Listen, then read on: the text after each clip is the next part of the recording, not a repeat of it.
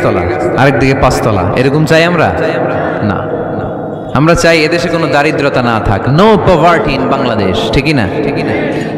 SDG sustainable development goal আছে 17টা, এর মধ্যে একটা গোল হচ্ছে নো পভার্টি, কোনো দারিদ্রতা থাকতে পারবে না। এজন্য আমাদেরকে কাজ করে যেতে হবে। যারা সম্পদ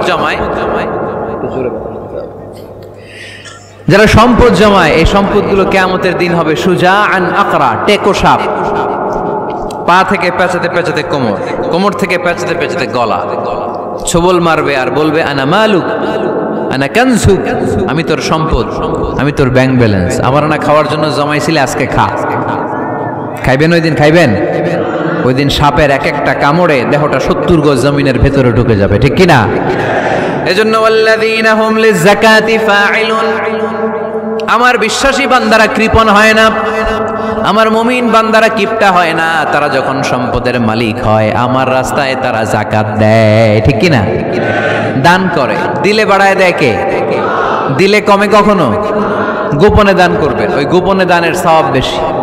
গোপনে দান করলে কিয়ামতের দিন আল্লাহ তাআলা আরশের নিচে আপনারা ছায়া দিয়ে দিবে। তাহলে